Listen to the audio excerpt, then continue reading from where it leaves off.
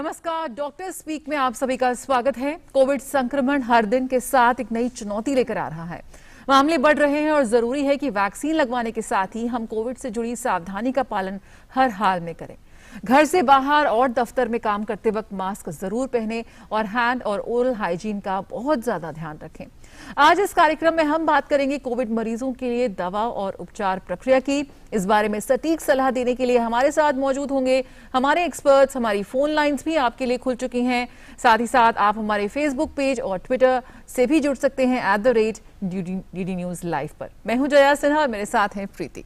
Thank you, Jaya, and yes, we welcome you all to this special edition of a Doctor Speaker program we get for you every day, thrice a day in fact, to make sure all your doubts and queries regarding COVID are dealt with.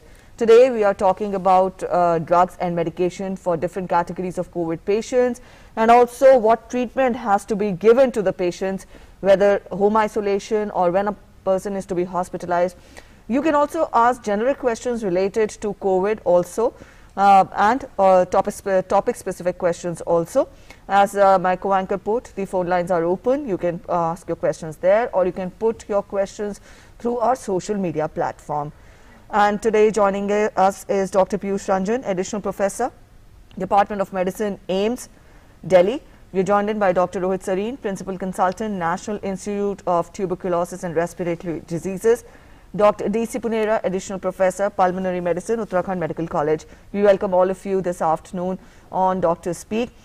Dr. Ranjan, I would want you to begin by explaining to us how important is self-medication in COVID, in dealing with COVID pandemic. Taking a paracetamol without doctor's consultation, is that safe? At the outset, I welcome all of you and all my viewers, and with this very thing that we are in a difficult time. I would like to say that self-medication terms should be replaced by self-care. Most of us at this point of time may not be offered hospital bed, but we, with proper knowledge about the medication and all the points that we need to take care of ourselves, we should be well aware of the fact, and we should be self-sustained. We should be Atmanirbhar in taking care of ourselves so far as mild diseases, a mild form of the disease is concerned. So regarding all those medication which we most of the time tend to take on our own, I would like to suggest them they should even at the beginning of the disease, because of the government initiative and other things, they are at least given an opportunity to take opinion from some of the healthcare, some healthcare worker or some doctor who is nearby. So at least they should be in sync with them and try to take all those medications only under the supervision and proper advice. So far as over-the-counter drugs are concerned, yes, they can take paracetamol as and when required, but other drugs, it's unfortunate that we are seeing that people are taking steroids on their own. So they should take all these drugs only under the supervision, not on their own. Doctor Sarin यहाँ पर हमारे साथ जुड़े हुए हैं। Doctor Sarin, corona से इस वक्त हम करीब 1.5 साल से ऊपर हो गया हम जंग लड़ रहे हैं, और इसीलिए कोरोना से जुड़ी तमाम जानकारियां बहुत ही आसानी से सभी लोगों के लिए मौजूद है। ऐसे में सेल्फ मेडिकेशन करना, खुद से ही अपनी इलाज शुरू करना बहुत ही एक आम बात हो गई है। क्या आपको लगता है कि किस तरह से हम ये कर सकते हैं? अगर सिर्फ आजकल अगर आपकी रिपोर्ट पॉजिटिव आ रही है तो बात अलग है, लेकिन आज सिर्फ संदेह पर या सिर्फ आशंका पर या सिर्फ शुरुआती लक्षण आने पर ही या सिर्फ एक खांसी होने पर ही लोग अपनी इलाज शुरू कर देते हैं। कैसे देखते हैं आप, इससे कैसे हम बच सकते हैं? देखिए, मैं ये कहूँगा कि आज का युग एक बहुत ही अजीब किस्म का युग है। अधिकतर ये देखा जाता है कि अगर कोई बीमार होता है तो वो डॉक्टर की सलाह से ही दवाई लेता है, परंतु आज के दिन में ये देखा गया है कि डॉक्टर भी मौजूद नहीं है। और कई बार ये रहता है कि भाई मरीज को खांसी शुरू हो गई, वो खुद ब खुद ही जाके अपनी पहले जांच कराता है, मालूम पड़ता है कि ये तो कोविड है, और फिर खुद गूगल नेटवर्क देखता है और देखता है क्या क्या दवाइयां हैं और वो शुरू कर लेता है। मैं एक चेतावनी देना चाहता हूं अपने व्यूअर्स को कि ये बिल्कुल मत कीजिएगा, क्योंकि बहुत सी ऐसी दवाइयां हैं जो बताई जा रही हैं इस बीमारी के लिए जो आवश्यक नहीं है। और दूसरी ये भी बात है कि हर दवाई कुछ ना कुछ नुकसान भी करती है। इस करके जो भी दवाई ली जाए वो एक डॉक्टर की सलाह से ही ली जाए, ये बहुत ही आवश्यक है। जब भी आपको शुबा है कि भाई आपको ये बीमारी हो सकती है, तो आप तुरंत एक फैसिलिटी पे जाते हैं जहाँ पे एक लेबोरेटरी आपका टेस्ट करती है, और वही उसी फैसिलिटी में ही डॉक्टर भी उपलब्ध रहते हैं। आप उनसे भी सलाह ले सकते हैं अगर आप पॉजिटिव हैं। नहीं तो डिजिटल मीडिया से ऐसे नेटवर्क्स भी हैं जहाँ पे आप डॉक्टर की सलाह ले सकते हैं और इलाज ले सकते हैं। अब कुछ दवाइयाँ तो ऐसी हैं कि डॉक्टर कहते हैं कि भाई अगर बुखार है तो पैरासीटामोल है, ले लीजिएगा। ये रिलेटिवली सेफ है, इसमें कोई नुकसान नहीं है। परंतु कुछ दवाइयाँ ऐसी हैं जो कि भाई इतनी सेफ नहीं है।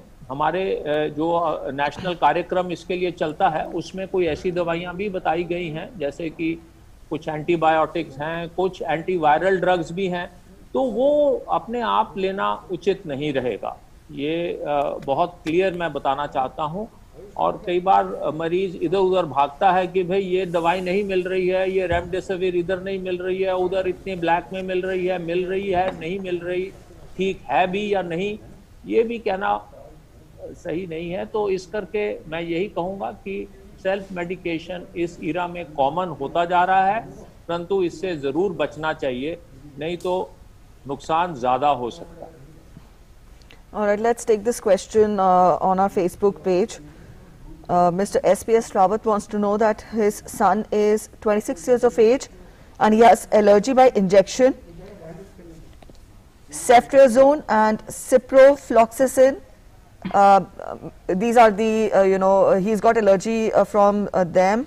Can my son take COVID-19 vaccine? Please advise. Dr. Punera, would you take this question, please? Kindly repeat the question, please. Yes, our viewer wants to know that his son's age is 26 years and he has allergy by injection, and he writes the name ceftriaxone and ciprofloxacin. Can my son take the vaccine? Yeah. They definitely take the vaccine, but with the question and watch for any reaction. But he definitely take the vaccine. बिल्कुल, तो आपको vaccine लेनी चाहिए। यहाँ पे आपके सवाल का जवाब बिल्कुल। डॉक्टर पीयूष रंजन, एक सवाल यहाँ पर आया, वो बार बार हमसे ये सवाल पूछ रहे हैं। रोहित जवाल हमारे फेसबुक पेज पे इनका सवाल है कि पेशेंट की उम्र है 53 वर्ष और ये शुगर पेशेंट है और आईसीयू में भर्ती हैं। बीते 12 दिनों से 60% इनके लंग्स जो हैं वो डैमेज्ड हैं। क्या कब तक ये ठीक हो सकते हैं, कैसे रिकवर हो सकते हैं? आपकी तरफ से कोई सलाह? देखिए, कोविड के इलाज के दौरान में हम लोग मूल तौर पर ये देखते हैं जो सीवियर फॉर्म ऑफ इलनेस होता है उसमें लोग, जिसमें कि पेशेंट को असिस्टेड मैकेनिकल वेंटिलेशन की आवश्यकता पड़ती है, तो इसमें कितने समय तक वो विद इन वेंटिलेटर रहेंगे और वेंटिलेटर के बाद वो उन्हें कब वीन करके वेंटिलेटर से मुक्ति मिलेगी, ये बहुत सारे पैरामीटर्स पर डिपेंड करता है। तो जिस सेंटर पर वो हैं उसमें उनकी डेली मॉनिटरिंग होती होगी, और जो साथ ही साथ जो है इनके जो बहुत सारे रेस्पिरेटरी पैरामीटर्स हैं जिनको के ध्यान में रख करके इनको डेली इसके बारे में बताया जाता हो। एंड अभी के टाइम में मैं उन्हें बस यही भरोसा दे सकता हूँ कि वो शायद थोड़े समय के बाद, चूंकि उनका प्रॉपर ट्रीटमेंट हो रहा है, उनकी उम्र भी कम है, 53 वर्ष की उम्र है, तो वो उम्मीद करते हैं, हम सबों की शुभकामनाएं रहेंगी कि वो ठीक हो जाएंगे। लेकिन एग्जैक्टली कितना दिन लगेगा, ये बहुत सारे पैरामीटर्स जो एक्सरे इमेजेस हैं इसको देख करके बताया जा सकता है, जिसे अपफ्रंट सिर्फ दिन और ये करके बताना शायद संभव नहीं। बिल्कुल। इस वक्त एक कॉलर यहाँ पे हमारे साथ फोन लाइन पे जुड़ रहे हैं। जी, अपना सवाल पूछिए। जितेंद्र अग्रवाल जी इस वक्त हमारे साथ जुड़ चुके हैं छत्तीसगढ़ से। जी, अपना सवाल पूछिए जितेंद्र अग्रवाल जी। डोज लिया है, तो मेरा सवाल ये है कि सेकंड डोज में लेने के बाद, सेकंड डोज लेने के बाद क्या ब्लड थिनर लेना आवश्यक है क्या? कोई टेबलेट मैंने कहीं सुना है कि 1 महीना तक लेना चाहिए करके। जी डॉक्टर रोहित सरीन, आप इनके सवाल का जवाब देंगे। ये पहली डोज ले चुके हैं। हाँ, देखिए ऐसा है कि वैक्सीन की कोई भी डोज, चाहे पहली है या दूसरी है, इसके साथ साथ कोई और दवाई लेने की आवश्यकता नहीं है। ये ब्लड थिनर वगैरह लेने की ज़रूरत नहीं है। हाँ, पर यह ज़रूर देखने में आया है कि जब ये वैक्सीनेशन लेते हैं तो कई लोगों में थोड़ा बुखार हो जाता है, शरीर में दर्द रहती है, वो 1-2 दिन ही इसका साइड इफेक्ट सा रहता है, तो उसके लिए आप पैरासीटामोल ले सकते हैं। परंतु अगर कोई और तकलीफ नहीं है तो कुछ भी दवाई लेने की ज़रूरत नहीं।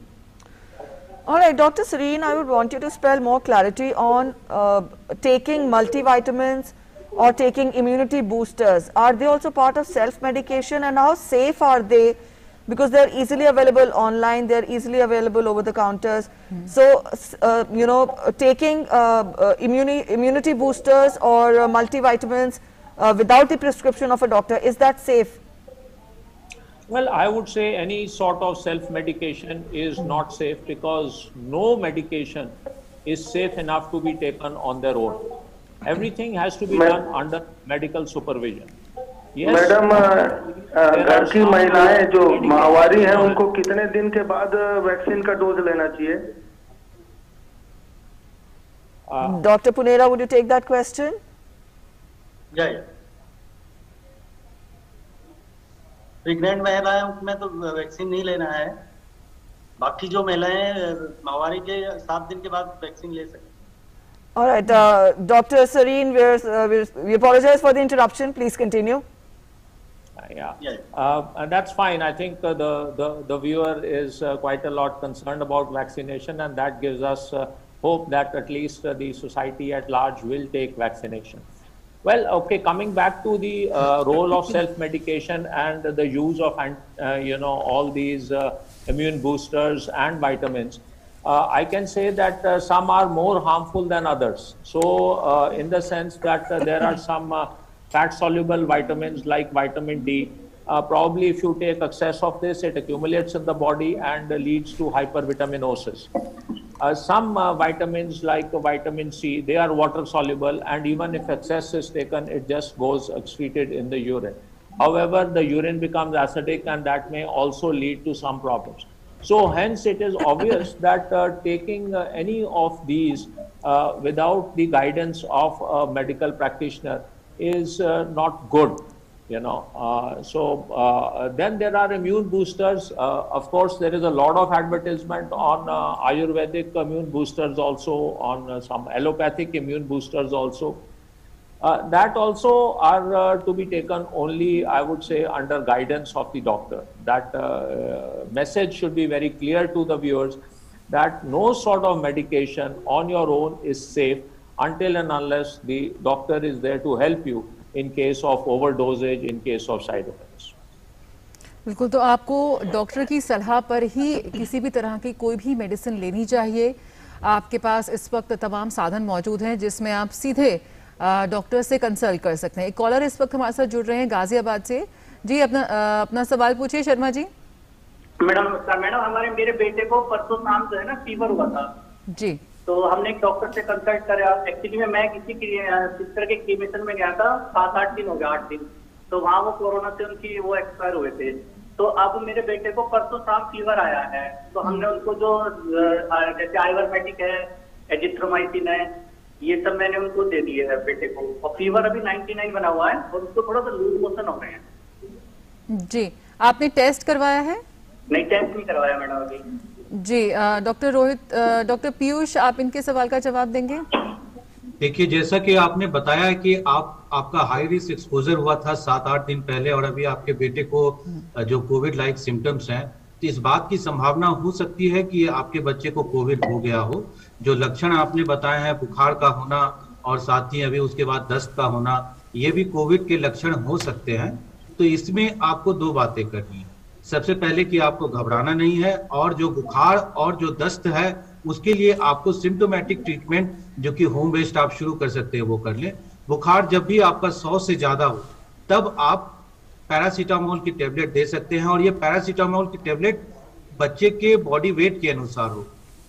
जो अगर बच्चा आपका वो 17-18 साल का है तब आप अप्रोप्रिएट डोज में दे सकते हैं।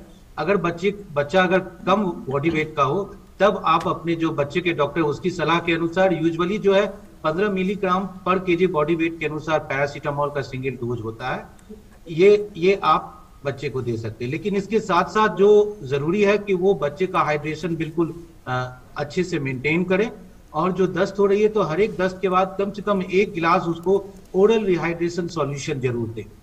नंबर 2 जो इसके लिए जरूरी है कि अगर उसके सिम्टम परसिस्ट करते हैं तो आप अपने नजदीकी जांच घर के अनुसार जो है उसकी जो है कोविड की जांच जरूर करवा लें। और बच्चे को और बाकी लोगों बच्चे को अभी फॉर द टाइमिंग जब तक कि उसकी जांच नहीं होती है घर के बाकी सदस्यों से आइसोलेट कर लें। All right, Doctor, we're getting this question on Facebook. Mr. Sunil Bhargava wants to know, how serious is HRCT score of 15? Dr. Punera, would you take that question? Yeah. The HRCT score is very important to detect the COVID in the involvement of the lung. The score is 1 to 5, 1 to 9, 8 is the mild category. 8 to 9 to 15 is the moderate category, and more than 15 is the severe category of the HRCT score.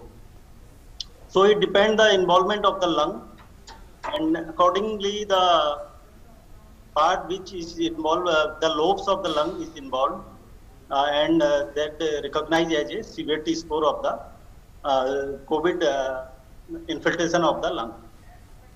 So mild, there are 3 categories: mild, moderate, and severe. The mild category is up to the 8, and moderate category up to the 15, and more than 15 to 25 is the severe category. So the severe category patients are really vulnerable for the poor outcome. So always focus on the severe category patient also. Ji. Moderate and severe category are the patients who are need for the hospitalization and hospital care for them. Mild category patients are treated at home also. तो अब जो हल्के लक्षण हैं उन्हें घर पे भी आप उनका उपचार कर सकते हैं। डॉक्टर सरीन, यहाँ पर इस बार जो युवा हैं और जो खासकर छोटे बच्चों से जुड़ी तमाम समस्याएं सामने आ रही हैं और कई सवाल भी इस वक्त हमारे सामने आ रहे हैं। जब यहाँ पर दवा और उपचार की बात आती है तो छोटे बच्चों को देने के समय किन चीज़ों का हमें ध्यान रखना चाहिए और कैसे, अगर विभिन्न लक्षणों की अगर हम बात करें, शुरुआती या माइल्ड या फिर आगे सीवियर लक्षण में, किस तरह से एक बच्चे के लिए हम कोविड की विभिन्न दवाओं के बारे में अगर हम जानकारी चाहें तो कैसे हम उसका उपचार कर सकते हैं? देखिए, जब भी हम बच्चों में कोविड देखते हैं तो 2-3 चीज़ों का ध्यान रखना बहुत आवश्यक है। एक तो ये है कि जो बहुत छोटे बच्चे होते हैं उनका रेस्पिरेटरी रेट, जो सांस लेने की क्षमता है, वो थोड़ा रेस्पिरेटरी रेट कुदरती तौर पे ही थोड़ा बढ़ा हुआ होता है।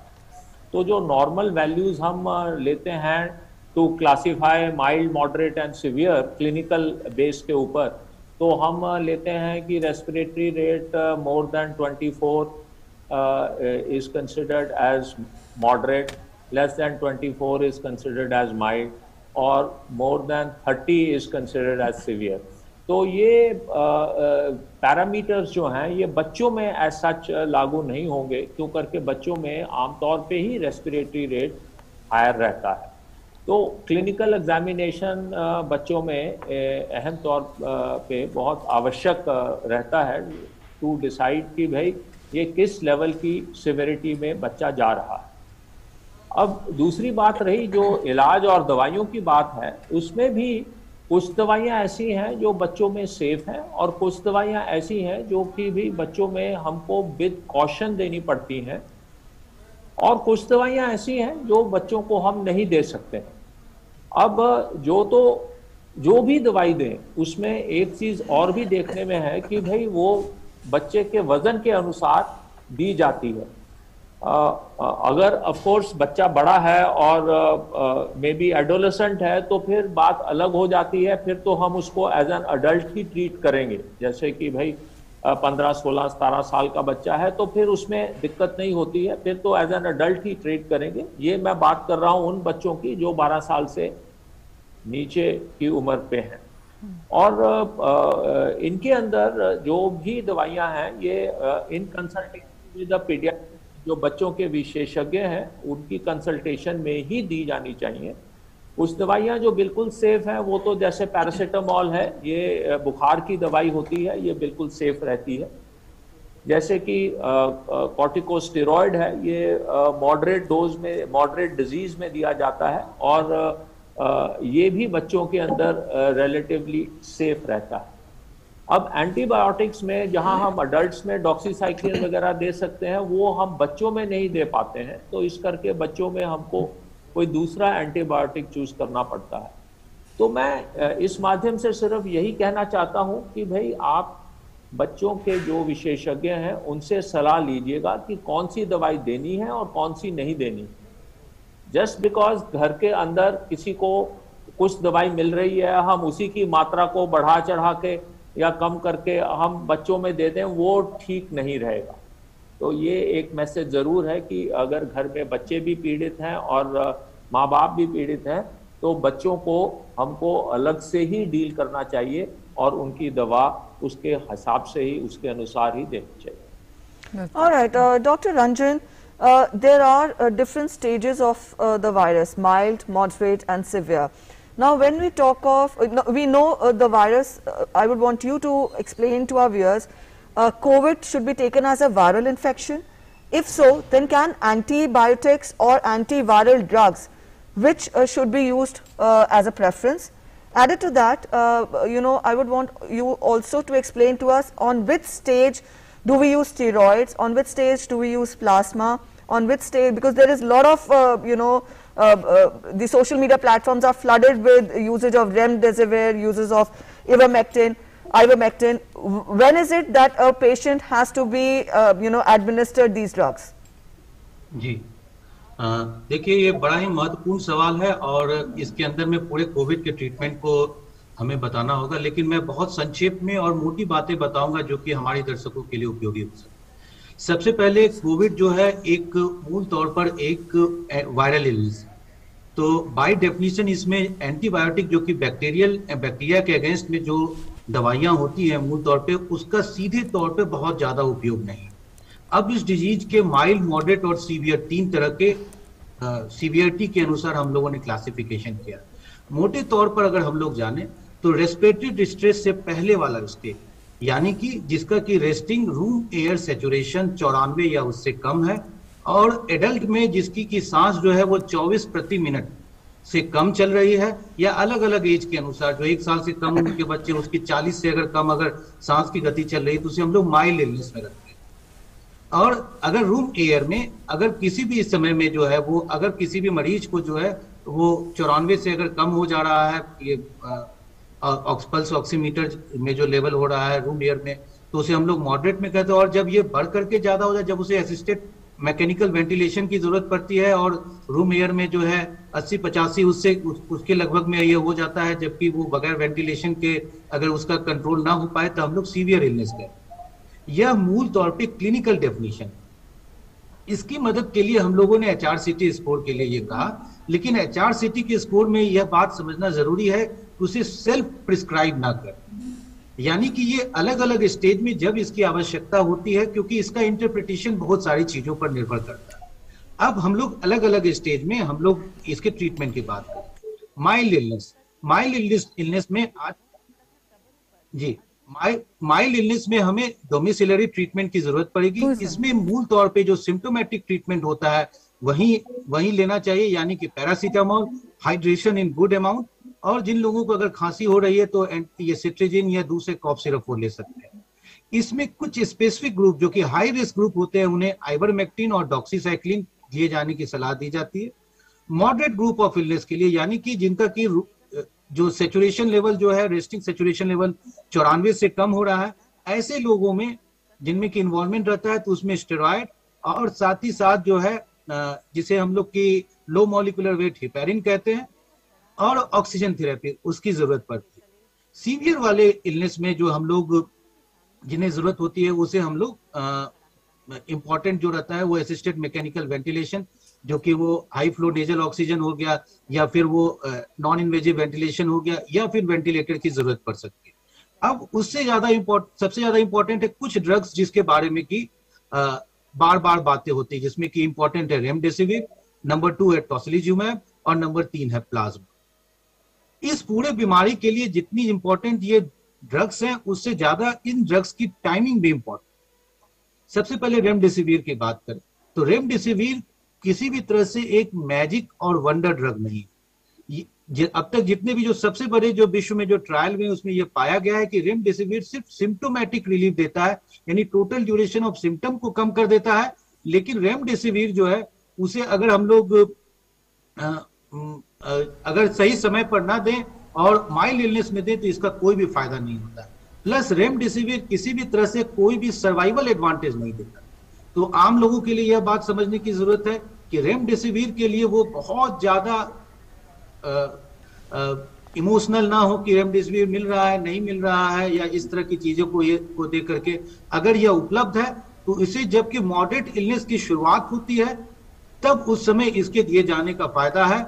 और अगर वो चीज छूट भी जाए तो सर्वाइवल पर कोई बहुत ज्यादा फर्क नहीं पड़ता, नंबर 1। नंबर 2, जो प्लाज्मा जो है वो बीमारी शुरू होने के शुरू के ही कुछ दिनों में इसका सबसे ज्यादा फायदा, और इसलिए, और चूंकि हम लोग देखते हैं बिल्कुल शुरू में जो ज्यादातर लोग 80-85% लोग खुद ब खुद ठीक हो जाते हैं, इसलिए जो कन्वलेसेंट प्लाज्मा जो है वो उन्हीं लोगों को दिया जाना चाहिए जो कि हाई रिस्क है। तो इसे भी हर लोगों को नहीं दिए जाने की आवश्यकता है, ठीक। और तीसरा जो गया टोसिलिजुमैब, उसे हम लोग मॉडरेट इलनेस में देते हैं, या फिर जो ऐसे लोग जो हैं जो कि लेटर इन द कोर्स जिसमें कि सीवियर या इसमें हो जाता है उसमें भी कुछ इसके गाइडेड इंडिकेशन है, क्योंकि टोसिलिजुमैब के अपने साइड इफेक्ट होते हैं।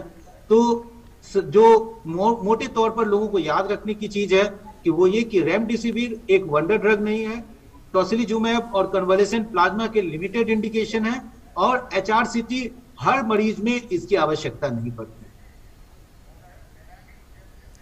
बिल्कुल, यहाँ पर एक कॉलर ले लेते हैं। बहुत सही तरीके से विस्तार से समझाने की कोशिश की डॉक्टर रंजन ने, लेकिन एक बार यहाँ कॉलर ले लेते हैं।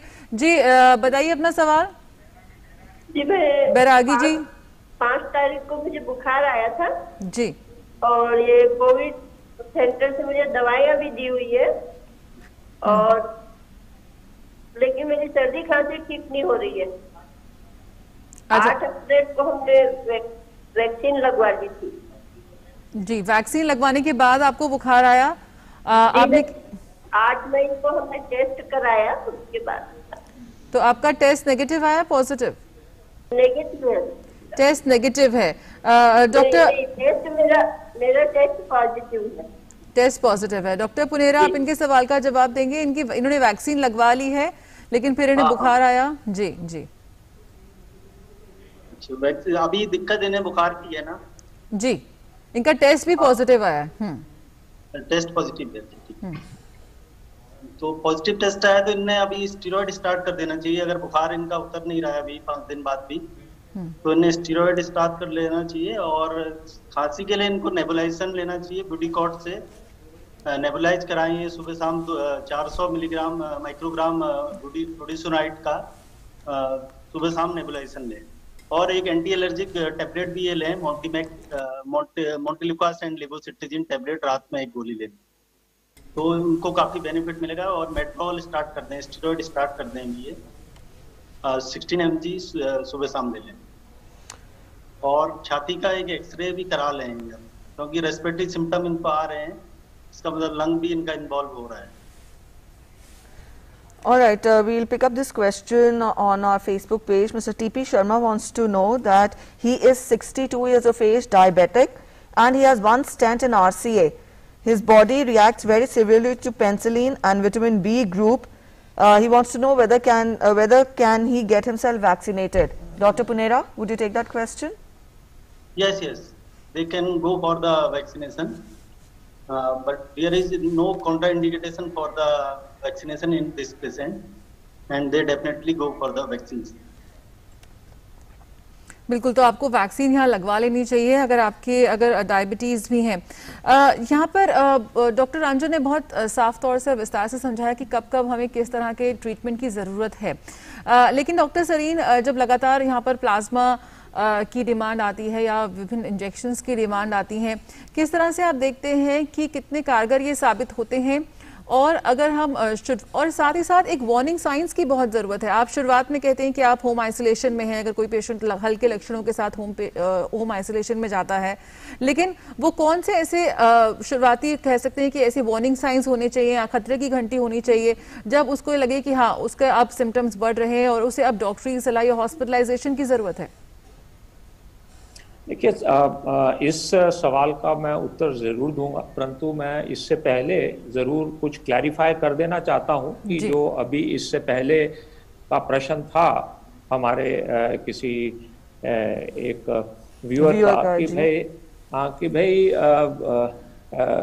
बुखार है, वैक्सीन लगाया हुआ है और कोरोना पॉजिटिव है। इसमें सबसे पहले मैं ये कहूँगा कि आपको अपनी सिवियरिटी ऑफ द डिजीज़ को गेज करना है, जो कि भी एक पल्स ऑक्सीमीटर से होती है। जैसे कि डॉक्टर पीयूष ने भी बताया था कि अगर आपकी ऑक्सीजन सैचुरेशन 94 से ऊपर है रूम एयर पे, तो फिर आपको कोई स्टीरॉयड वगैरह लेने की आवश्यकता नहीं है। प्लीज़ इस चीज़ को ध्यान रखिएगा। और अगर आपकी ऑक्सीजन सैचुरेशन 94 से नीचे है तभी आप मॉडरेट कैटेगरी में आएंगे, और अगर 90 से नीचे है तो आप सीवियर कैटेगरी में आएंगे। तो अपने आप को आप एक पल्स ऑक्सीमीटर, जहां भी आपकी जांच हुई होगी वहां पे भारत सरकार की तरफ से पल्स ऑक्सीमीटर भी दिया जा रहे हैं, और इन पल्स ऑक्सीमीटर से आपको ये अंदाजा लग जाता है कि भाई आपका किस लेवल ऑफ सिवियरिटी की बीमारी है।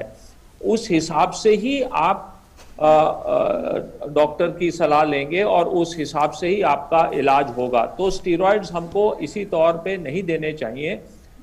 आपका सिम्टम सिर्फ बुखार का है तो आप फिलहाल सिर्फ पैरासीटामोल लीजिए और अपने पल्स ऑक्सीमीटर से अपनी ऑक्सीजन सैचुरेशन रेगुलरली मॉनिटर करते रहिएगा।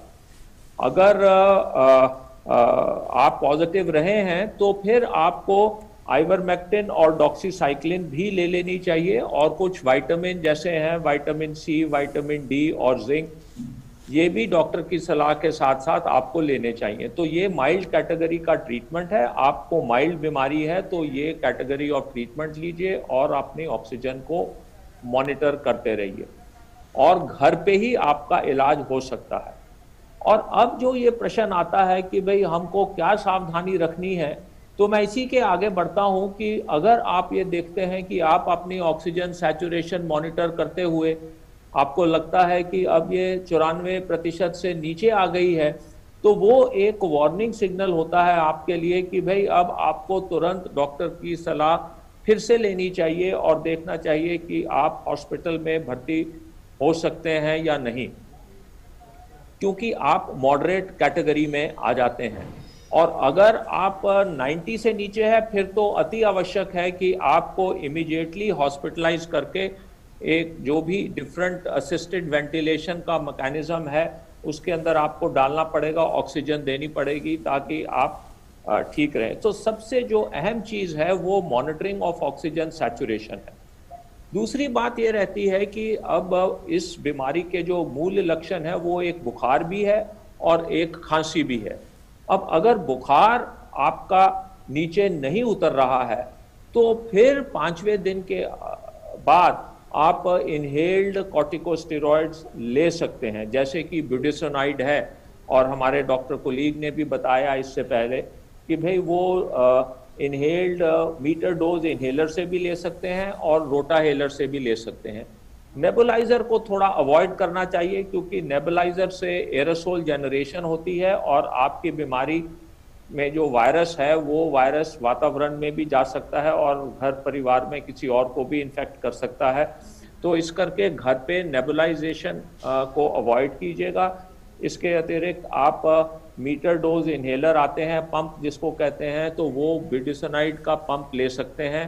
ये डॉक्टर की सलाह में ही जाना पड़ेगा आपको कि कितने माइक्रोग्राम लेना है। हम 800 माइक्रोग्राम सुबह शाम बोलते हैं, पर ये ऐसे मत लीजिएगा, डॉक्टर की सलाह से ही लीजिएगा।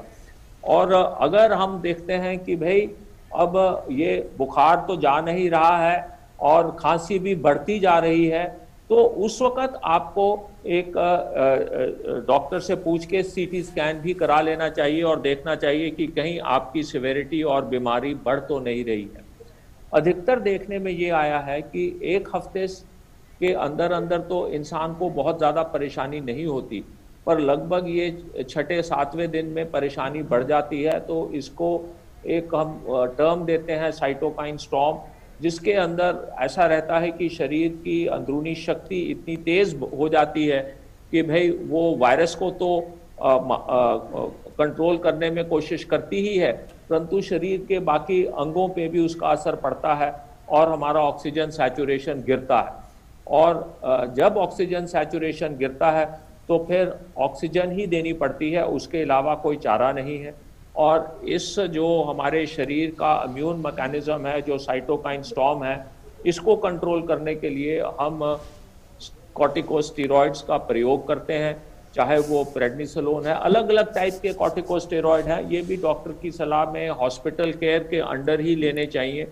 और ये जैसे कि डॉक्टर पीयूष ने बताया ही है कि कॉर्टिकोस्टेरॉइड है और फिर वो इंजेक्शन से भी दिए जाते हैं, और ब्लड थिनर्स भी लेते हैं, वो भी इंजेक्शन से दिए जाते हैं। और अब अगर ये भी स्टेज क्रॉस हो जाती है और इंसान ठीक नहीं होता है और ऐसे देखने में आता है कि उसकी सैचुरेशन और भी गिर रही है, 90 से भी नीचे आ गई है, तो फिर उसकी क्रिटिकल केयर मैनेजमेंट शुरू हो जाती है। उसको असिस्टेड वेंटिलेशन देनी पड़ती है, ऑक्सीजन की मात्रा बढ़ानी पड़ती है, और बाकी जो दवाइयां हैं जैसे कि टोसिलिजुमैब है और बाकी अन्य दवाइयां भी हैं, स्टीरॉयड की डोज भी बढ़ानी पड़ती है।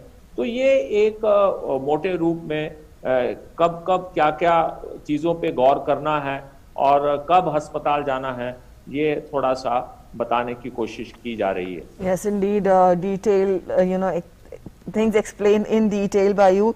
Dr. Punera, will take this question from Mr. Amit Kumar. He says post-COVID left side chest pain का क्या reason हो सकता है? पोस्ट कोविड अगर उसमें रेस्पिरेटरी इन्वॉल्वमेंट है ज़्यादा, तो फाइब्रोसिस अगर लंग्स में हुई है तो उसकी वजह से भी पेन हो सकता है, या कोई मसल स्पाज्म में गई हो तो उसकी वजह से पेन हो सकता है, या ड्यू टू द एक्सेसिव कफ, ज़्यादा खांसी होने की वजह से भी उनको मस्कुलर पेन हो सकता है, स्पेशली ऑन लेफ्ट साइड। अगर उन्हें कोई कार्डियक प्रॉब्लम पहले से है या प्री एग्जिस्टिंग कोई डिजीज है कार्डियक, तो फिर हार्ट का पेन भी लेफ्ट साइड में हो सकता है। तो इन सब लक्षणों के आपको ध्यान रखने होंगे और आपको इस वक्त डॉक्टरी सलाह या जांच की भी आप करवा सकते हैं। हरियाणा से यहाँ पर कॉलर है हमारे साथ फोन लाइन पर। जी मोना, अपना सवाल पूछिए। हाँ जी, नमस्कार सर। जी नमस्कार। हाँ सर, मेरा एक बेटा है 6 साल का, वो 2-3 दिन से उसको लूज मोशन हो रहे हैं और उसके जो लूज मोशन हैं इतने मतलब सॉफ्ट हैं, ज्यादा हार्ड नहीं है, और उसको पिछले 2 दिन से 99.67 के अराउंड फीवर चल रहा है। तो और मैं ये जानना चाहती हूँ कि क्या बच्चे को ये नॉर्मल इलनेस है कि ये कोविड के लक्षण है इसमें, और बच्चे का इसमें ध्यान कैसे रखा जाए, क्या उसको डाइट दूं मैं? और मैं बच्चे के साथ ही रह रही हूँ एक ही रूम में, पर मैंने N95 मास्क लगाया हुआ है ताकि मैं अपनी सुरक्षा कर सकूं। तो आप मुझे प्लीज गाइड करें कि मैं क्या करूं इसमें। जी, घर में कोई और भी, क्या दूं? घर में किसी और को भी कोई लक्षण है क्या? नहीं, और मैंने और मेरे हस्बैंड दोनों ने हमने मास्क लगाए हुए हैं। जैसे हमें पता लगा कि बच्चे को लूज मोशन हो रहे हैं, तो हम ये चाहते हैं कि हमें गाइड कीजिए कि हमें लक्षण तो नहीं है अभी, पर हमने अभी आइसोलेट किया हुआ है अपने आप को। जी डॉक्टर रंजन, आप इनके सवाल का जवाब देंगे? जी, सबसे पहले मैं इनसे ये पूछना चाहूँ, इनके बच्चे की उम्र 3 साल इन्होंने बताया, और मेरा ख्याल है कि ऐसे समय में ये बच्चा जो है ज्यादातर घर में अपने माता पिता के ही संपर्क में रहता होगा। अगर माता पिता को इन पास्ट कोविड नहीं हुआ है और बच्चे को लूज मोशन के साथ अगर ये हुआ है, तो उन्हें मैं सबसे पहले सलाह दूंगा कि वो बहुत ज्यादा पैनिकी ना हो। हाँ, ये बुखार का होना और साथ में डायरिया का होना यह कोविड का भी लक्षण हो सकता है, इसके लिए इनको घबराने की जरूरत नहीं है। ये कुछ चीजों का वो ध्यान रखें। सबसे पहले बच्चों का इसमें जो ओरल, अगर 3 साल का बच्चा है तो ओरल रिहाइड्रेशन जो है वो बिल्कुल वो मेंटेन रखे, यानी कि जिसमें कि एक दस्त के बाद बच्चे को कम से कम 100 से 150 ml तक जो है ORS का घोल जरूर ये पिला करके दे। नंबर 1। नंबर 2 कि अगर बच्चे को साथ साथ वो बुखार को नापते हैं, बुखार लो ग्रेड है तो बच्चे के वजन के अनुसार जो है इनको पैरासीटामोल दिए जाने की जरूरत होगी। पैरासीटामोल जो सिरप आती है वो आधा ढक्कन से लेकर के इनके वजन के अनुसार जैसे 15 मिलीग्राम पर केजी बॉडी वेट के अनुसार वो दे सकते हैं। सबसे ज्यादा इंपॉर्टेंट है बच्चे का मॉनिटरिंग कर, इन्हें ये देखना है कि हर एक दस्त के समय में बच्चा अगर एडिक्वेटली जो है वो यूरिन पास कर रहा है तो अच्छी बात है। अगर बच्चा जो है वो बुखार के दौरान और बुखार के इन बिटवीन पैरासीटामोल के डोज के दौरान के बिटवीन में जो है बच्चा फुली एक्टिव रह रहा तो इन्हें घबराने की कोई जरूरत नहीं है। साथ ही साथ ये देखना है कि बच्चे में कोई नए सिम्टम जैसे खांसी का होना या सांस का तेज चलना, इस उम्र में अगर बच्चे को 35-40 के आसपास अगर रेस्पिरेटरी रेट अगर रह रहा है तब इन्हें चिंतित होने की जरूरत है। साथ ही साथ क्योंकि 2-3 दिन ऐसा हो गया है, वो अपने नजदीक के स्वास्थ्य केंद्र में जो कुछ भी है वो एक जांच के लिए वो अप्लाई कर दे, क्योंकि हो सकता है 6 घंटे या 24 घंटे का इनका वेटिंग पीरियड हो, तब तक में अगर सिम्टम सबसाइड ना हो तो वो कोविड की भी जांच करा सकते हैं। इन्होंने बहुत अच्छा किया है कि अपने आप को आइसोलेट कर लिया है और अभी भी घर में ये और इनके पति जो हैं वो फुल प्रिकॉशन का वो प्रयोग कर रहे हैं। तो मेरा ख्याल है कि इन सभी होम रेमेडी को वो तत्काल शुरू कर ले, जो डेंजर साइन है उसकी ओर वो ध्यान देते रहें और जो नजदीक के जो स्वास्थ्य केंद्र है वहां पर जो है अपनी कोविड की जांच के लिए वो जो अपॉइंटमेंट है उसकी व्यवस्था कर लें और जो कोई भी बच्चे के डॉक्टर जो इनके आसपास उपलब्ध हैं उनके वो संपर्क में रहें। चलिए, उम्मीद करते हैं मोना आपको आपके सवाल का जवाब मिल गया होगा। डॉक्टर सरीन, अगला सवाल यहाँ पर प्रिया पूछना चाहती हैं। प्रिया ये चाहती हैं कि इनको थोड़े सिम्टम्स आए, इनको 2 दिन बुखार रहा, फिर ठीक हो गया, उसके बाद से इनको कोई सिम्टम नहीं है, इन्होंने टेस्ट भी नहीं कराया, लेकिन इस बात को 10 दिन हो चुके हैं। अब ये वैक्सीन लेना चाहती हैं, क्या वैक्सीन लेना इनके लिए सेफ होगा? हो सकता है ये एसिम्टोमेटिक हो, क्या टेस्ट कराना जरूरी है? देखिए, कायदे से तो टेस्ट कराना इनको पहले ही चाहिए था। जब बुखार हुआ जी और 2-3 दिन से बुखार इनको रहा तो इनको टेस्ट करवा लेना चाहिए था अपना, परंतु अगर तब टेस्ट नहीं भी कराया और अब भी करवाना चाहें तो टेस्ट करवा सकते हैं, क्यों करके 10वें दिन भी 8वें 10वें दिन भी वायरस की मॉलिक्यूलर टेस्ट से डिटेक्ट हो जाता है। अगर वायरस मर भी जाता है तो मॉलिक्यूलर टेस्ट से उसकी जान, ये जो भी हम जांचें करते हैं, जो भी हम टेस्ट करते हैं RT-PCR, उसमें वो आ जाता है। तो मेरी सलाह यही रहेगी कि अपना टेस्ट तो आप अवश्य करवा लीजिएगा। अब दूसरी बात ये रही कि अगर तो देखिए टेस्ट पॉजिटिव है तो फिर तो आपको पूरी अपनी प्रिकॉशंस लेनी है, जो हमने अभी तक इस प्रोग्राम के द्वारा आपको बताने की कोशिश की है।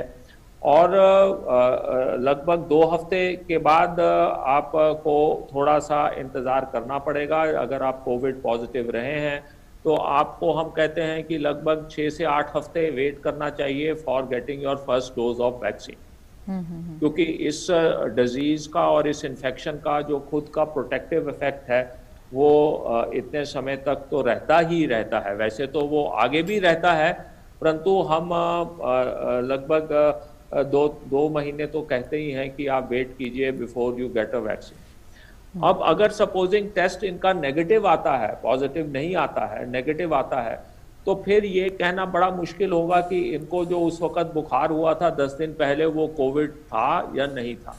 तो इस शशोपंज को हम दूर करने के लिए इस वक्त फिर और कुछ नहीं कर पाएंगे। हमको प्रिज्यूम करना पड़ेगा कि इनको कोविड ही रहा होगा और उस हिसाब से इनको आज के दिन वैक्सीन ना लगाकर इनको डिले करना चाहिए अपना वैक्सीनेशन।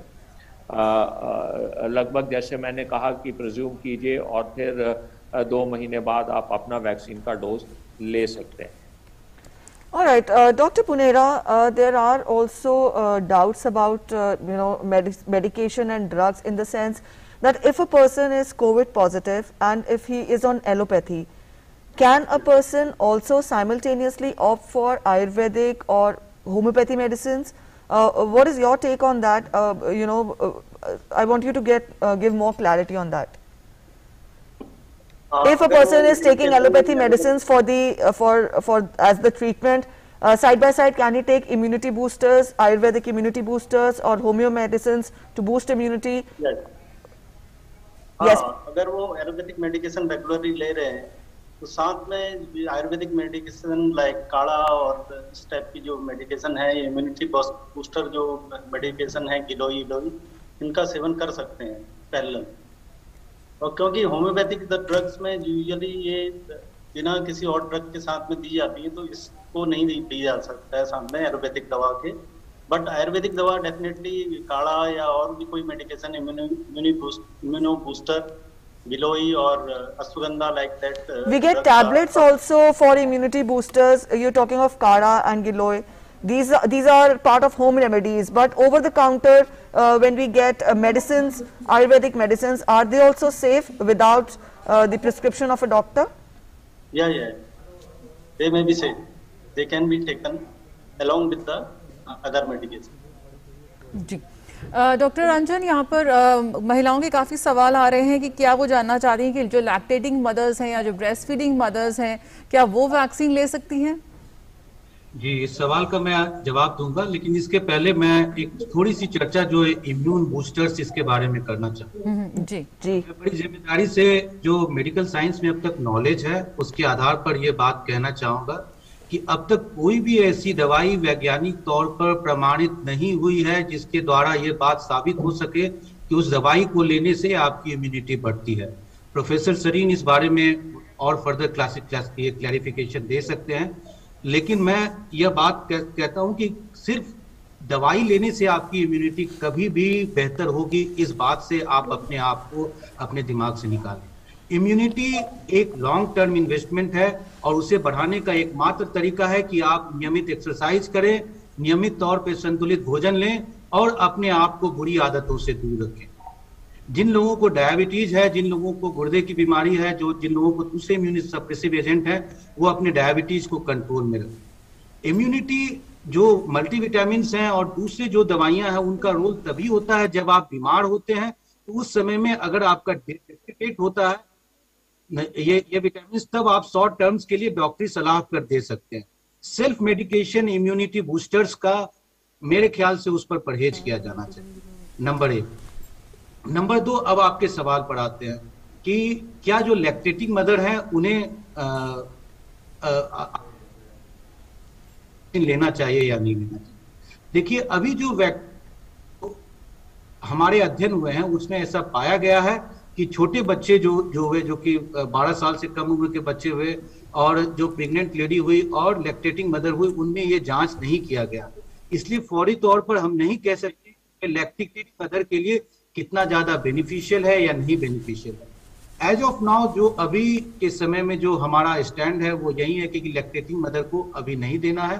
तो ऐसे में जो भी ज्यादातर लैक्टेटिंग मदर जो भी 45 ईयर्स से कम एज की ही होती हैं, तो वैसे भी शायद अभी तक वो उनका अभी मौका नहीं आया होगा।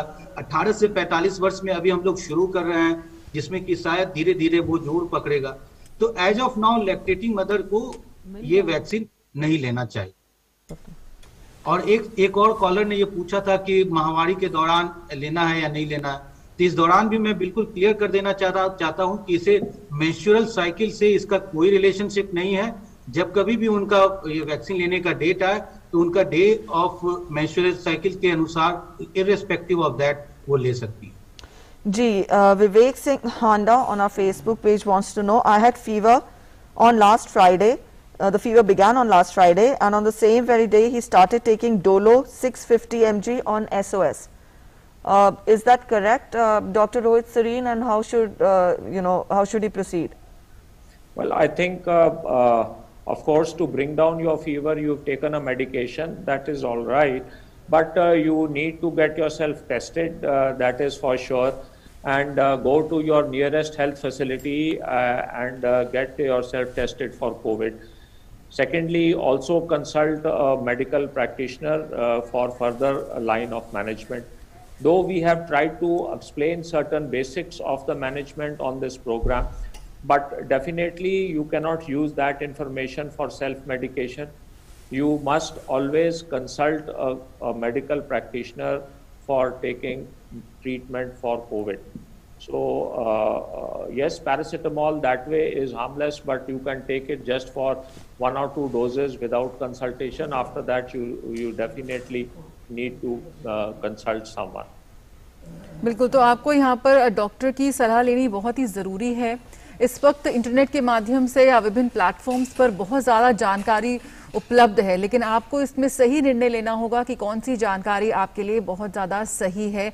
और बहुत बहुत शुक्रिया डॉक्टर रंजन, डॉक्टर सरीर और डॉक्टर पुनेरा का, जिन्होंने बहुत ही विस्तार से यहाँ पर किस तरह से आप कोरोना के इस काल में कोरोना का उपचार कर सकते हैं, क्या कुछ दवाएं आपके लिए सुरक्षित हैं और किन सब चीज़ों के लिए आपको डॉक्टरी सलाह की ज़रूरत है, इस पर इतनी विस्तार से जानकारी दी। बहुत बहुत धन्यवाद डॉक्टर रंजन, डॉक्टर सरीन और डॉक्टर पुनेरा का। Yes, indeed. So gist of the program was that telephonic consultation or any prescription by a doctor is very important for taking medication. Remember, medication can save lives, but also it can prove to be very dangerous if it is being taken without the consultation of a doctor. This is the point which we take back with ourselves on this edition of Dr. Speak. But through the day also, we've got 2 editions still remaining for you to tune into in the afternoon and in the evening. Dr. Speak, wherein we will be discussing other aspects. Do put in your questions there as well. बिल्कुल, और इसी के साथ हमें दीजिए इजाज़त, लेकिन याद रहे आपका सुरक्षा कवच यानी कि आपका मास्क आपसे बिल्कुल अलग ना हो। जब भी अपने घर से बाहर निकलें, अपने मुंह और नाक को ढककर रखें और उचित दूरी बनाए रखें। नमस्कार। नमस्कार।